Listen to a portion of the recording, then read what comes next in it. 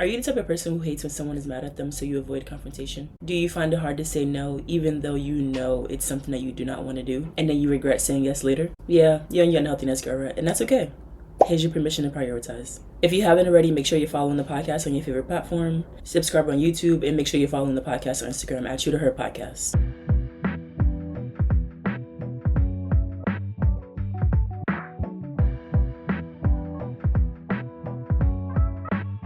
Hi everyone, welcome back to another episode of True to Her. Today I want to start off with a story, a tale of two women, and how different their lives unfold depending on whether or not they prioritize themselves. Let's start with Maya.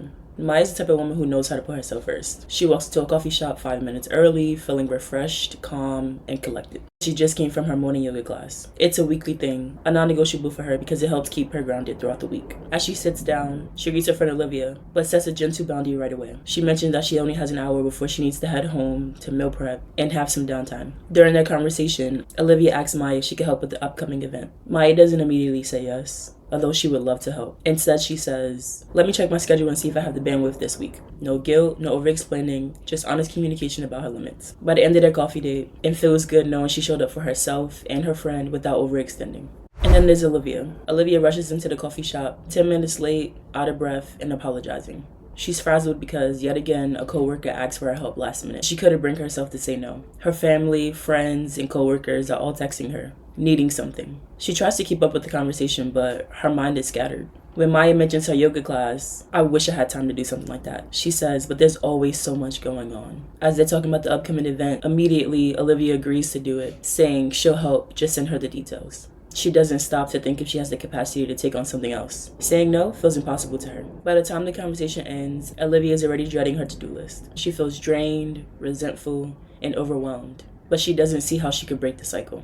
As I've been telling this story, I hope that you've been thinking, are you living more like Olivia or are you living like Maya? Are you prioritizing your needs, setting boundaries, and protecting your peace? Or are you constantly putting others first, saying yes when you want to say no, and leaving yourself exhausted? If you've listened to previous episodes, then you know that for a long time I was more Olivia than I was Maya. I was the one bending over backwards, afraid to disappoint, trying to be everything for everyone. And while I was giving all my time, my energy, my care, I wasn't getting that same TLC in return, leaving me feeling drained, unseen, and unappreciated. In episode 2, I talk about my breaking point, how I got tired of living for everyone else and never leaving space for myself.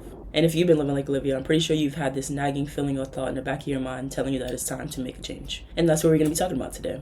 Me realizing that it was up to me to create space for myself and stop feeling so burnt out and overwhelmed was the day that my transformation started. Was it easy? Absolutely not. But you have to choose your heart. Shifting from being Olivia to becoming Maya meant I had to put myself in a lot of uncomfortable situations. And yes, it still only lasts 5 minutes max. But at first I felt scary. I didn't know what I was doing. I had a lot of guilt attached to putting myself first. I over-explained a lot, giving people room to talk me out of my no. And overall, because I felt so heavy, I thought that I was doing the wrong thing. But that feeling, 9 times out of 10, is your guide to let you know that you're doing the right thing. I had to learn to start saying no even when it felt awkward. I had to learn to stop over-explaining my boundaries and let them stand on their own even when I felt guilty. And most importantly, I had to stop tying my self-worth to how much I did for other people and start validating my own needs and desires. The more I practiced, the stronger I became. And the more I prioritized my peace, the more peaceful people came into my life. I know after listening to this story, you're probably wondering, am I more Maya or am I more Olivia? And I'm going to share the signs of both with you so that you can really check off a list and see where it is that you fall. So we're going to start with Maya again, who prioritizes herself. Sign number 1, you set and honor your boundaries. You don't feel the need to justify your decisions to others, and you prioritize your time and energy based on your needs. Sign number 2, you trust your intuition. You listen to your gut and act on it, and you no longer seek or feel the need to have external validation to make a decision. Sign number 3, you practice self-care consistently. You regularly do things that bring you joy and fulfillment, like reading, yoga classes, working out, painting, etc. And you prioritize rest, hobbies, and personal growth without apology. Sign number 4, you feel at peace in your relationships. You're surrounded by people that respect your boundaries and celebrate your growth. You feel valued and seen rather than drained or taken for granted. And the last and final sign, sign number 5, you embrace your authentic self. You no longer change who you are to fit in or make others comfortable. And you feel confident in your worth, regardless of other people's opinions. So if you're more like Maya and a woman who prioritizes herself, you take time to think about whether you have the bandwidth to do something. You show up in a way that aligns with your time and your energy and the things that you want to do that week. You think big picture. It's not just short term. You think about your week at a glance. You think about your month. You think about the stuff that you want to do that's on your calendar already. That yoga class you want to do, making time to paint, create, learn a new skill, whatever it is, it's already on your list, and then you fill in the gaps around your hobbies, around the things that you want to do, and not the other way around. Having all these different things on your list already and then trying to fit you on the list. No, you're the priority. You're on the list. And that doesn't mean that you can't compromise or it's set in stone. Sometimes that Wednesday night activity gets moved to Thursday because you have something that's coming up that you actually do want to do. But the point is, everything fits around you and not the other way around. Now let's talk about the signs you're moving like Olivia, stuck in a people-pleasing cycle. The first sign, you struggle to say no. You agree to do things because you want to avoid conflict, and you feel anxious or guilty when you're turning someone down. The second sign, you prioritize others over yourself. You constantly put other people's needs over your own, even at your own expense. And your schedule is filled with obligations for others, leaving little room for yourself. Sign number 3, you avoid confrontation at all costs. You're more likely to downplay your feelings to keep the peace. And you avoid expressing your true thoughts or needs out of fear of upsetting others. Sign number 4, you seek external validation. Instead of validating yourself, you feel you need others' approval to feel worthy. Or you base your self-esteem on how much you can do for others. And the last and final sign number 5, you feel drained and resentful. 9 times out of 10 or 10 times out of 10, you feel unappreciated or taken advantage of. And you feel exhausted from constantly meeting everyone else's expectations. So to recap, you know that you're an Olivia if you just agree to do things to avoid conflict. Your schedule is filled with what everyone else needs and wants from you, and you're trying to fit yourself in those pieces. You find it hard to make decisions on your own. Your help, your love, and your care is never met with appreciation. I had to learn that when I wasn't putting myself first, a lot of people benefited from it because I'm a good person with a good heart. I'm resourceful. I'm a solution-oriented person. So of course the people that I'm serving and helping are gonna want me around. And the people aren't used to the person that does everything not being there. But that's exactly why I had to prioritize myself, because if I'm constantly doing something for others all the time, when am I making time to do things for myself? We all have goals, we all have desires, we all have things that we want to accomplish. So if we're constantly saying yes to helping someone else accomplish their goals, their desires, when does that leave room for you? If you're always a problem solver, for example, like me with my friends, and I'm always getting calls at all times of the night or texts, and I'm expected to respond, when does that make room for me to get a good quality sleep? Or when does that make room for me to have quiet time to pour into the things that I want to do for myself? It doesn't. And that's why boundaries are necessary. That's why prioritizing yourself is necessary. And that's another reason why I'm saying to schedule yourself into your calendar first, and then basically move based on your calendar. So for example, if you know that Wednesday morning you want to work out at 8 a.m. You can't be up the night before that. So if you have a friend that's calling you and needs your advice or your attention after a certain time, you have to cut that off. You have to set that boundary or that limit and let them know, like, hey, I don't have the bandwidth to do this right now. And sometimes you don't even have to tell the person that you don't have the bandwidth. You can just hit them up the next day. It's literally that simple. When you prioritize yourself, you prioritize your time, you prioritize your energy, you prioritize your bandwidth and what you can and cannot do. And I know this is cliche, but the saying, you can't pour from an empty cup, is a fact. When you don't pour into yourself and you're not making sure that you're good, you're not giving yourself time for rest, play, and creativity and hobbies and endeavors that you enjoy, then you're constantly pouring from an empty cup that's never going to be full. And you'll probably start to see the glass half empty versus half full because you're resentful, burnt out, and feeling undervalued. It's a domino effect. So if you recognize that you have Olivia tendencies where you're stuck in people pleasing, you're not where you want to be with prioritizing yourself, here's a roadmap to help you with your transformation. The first thing you have to do is recognize where you are now. Acknowledge and accept that you do have Olivia tendencies and this is how you've been living. You have to acknowledge it and you have to accept it. Emphasis on accept it. Don't beat yourself up for giving so much of your time. You're a good person with a good heart. I wouldn't expect nothing less from you. And the people around you obviously don't expect nothing less from you. But it's up to you to make sure that you're not overextending yourself or overgiving. And to recognize where you are right now, journal. Ask yourself, what moments in my life make me feel most drained or resentful? Reflect on specific situations where you know you've prioritized someone else over yourself. Think about something that you really wanted to do but you turned down because you helped somebody else. The second step is to define what Maya looks like for you. Clarify what it means to prioritize yourself in your unique life. We're all different. We all have different energy levels and bandwidth. And to do this, you have to identify your core values, your needs, and your non-negotiables. What are you willing to do and not do? Where do you draw the line? What are your core values, and what happens when something comes up that doesn't align with that? What do you need to make sure you're good?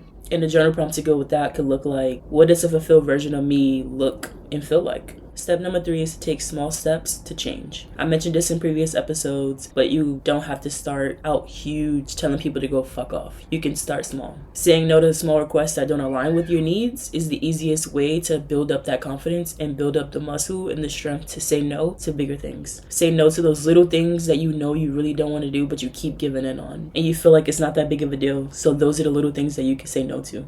You can also set a clear boundary in one area of your life where you know you've been overextending yourself.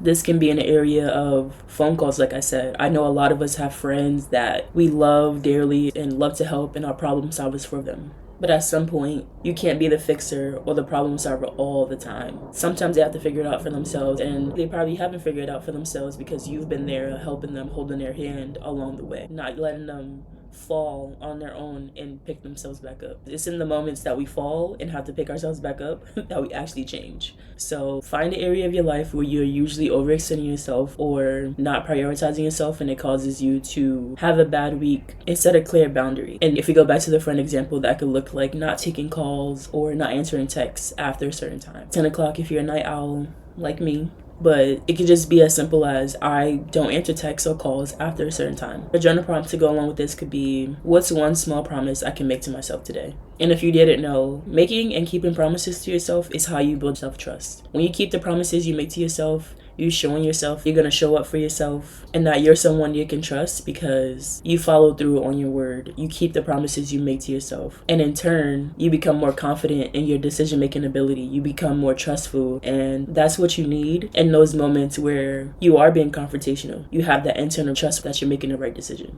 And the last step in your roadmap to transformation is to reframe guilt and discomfort. If you keep looking at guilt and discomfort the same way that you've been, you're going to continue to feel guilty and find it so uncomfortable when you do these things. Instead, understand that feeling guilty when you say no or set boundaries is natural but temporary. Again, the discomfort, the uneasiness in your body, not breathing as you face confrontation, it only lasts max 5 minutes. Remind yourself that choosing yourself isn't selfish. It's necessary for your well-being. It's necessary for you to pour into other people's cups. It's necessary for you to actualize your goals, your dreams, and what you want out of this life. And instead of a journal prompt for this, here's an affirmation. Every time I prioritize myself, I strengthen my capacity to show up authentically for others. This transition is never about perfection. Never. It's about that 1%. It's about getting better and getting closer to that ideal version of yourself one day at a time. One foot in front of the other. One small no, one boundary, one promise. It's okay to stumble because you're doing something new. It's a whole new world for you.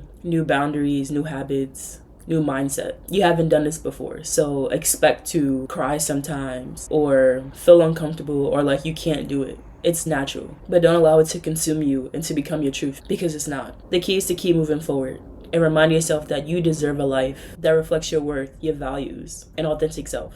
Now for the weekly challenge, I want you to have a choose you moment. This week, identify one decision or situation and make a choice that honors your needs instead. Think about one thing you could do this week to prioritize yourself. I want you to reflect on how choosing yourself felt and what did you learn in the process? What needs to be tweaked? Next time when you set a boundary, you're not going to over-explain yourself, or you're not going to compromise on it, or express how excited you felt, how scary it was, but how proud you are that you did it. Reflect on it. I will have a highlight up on Instagram if you want to talk to me about it, and we can reflect and move forward together. I hope after this episode and the example of Maya and Olivia really put into perspective what it means to put yourself first versus be stuck in people-pleasing. You might have some signs from both. You might have signs from one. You might have more signs from one over the other. And that's okay. Acceptance is the name of the game. The first step to any type of improvement is accepting where you are. And then to further do the work, try out something new for this week. Try to set a boundary. Think about situations where you usually put other people first. And don't give them that power.